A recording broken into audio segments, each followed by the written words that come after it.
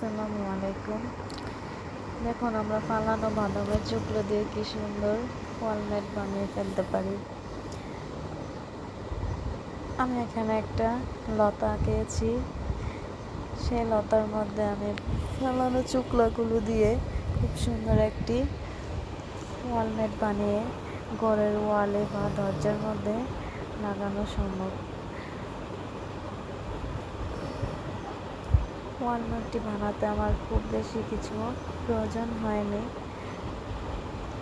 এখানে আমি বাদামের চুকলোগুলো ফেলে দিতাম, সেই ফালানো চুকলোগুলো দিয়ে খুব সুন্দরভাবে আঠা দিয়ে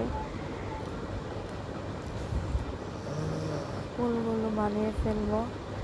আর দেখতে খুব সুন্দর একটি আকর্ষণীয় ফুল হয়ে উঠবে, যা আমরা ওয়ালের মধ্যে লাগালে খুবই সুন্দর দেখা যাবে।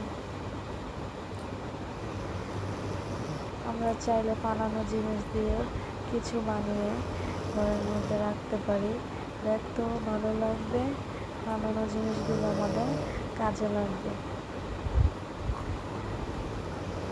দেখুন কি সুন্দর ফুল হয়ে গেল আমাদের ফালানো বাদামের চুকলো দিয়ে।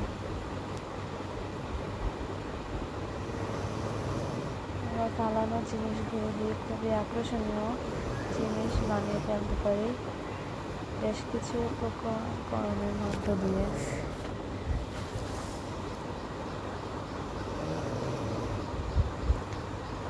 আলহামদুলিল্লাহ, আমার ফুলটা হয়ে গেছে।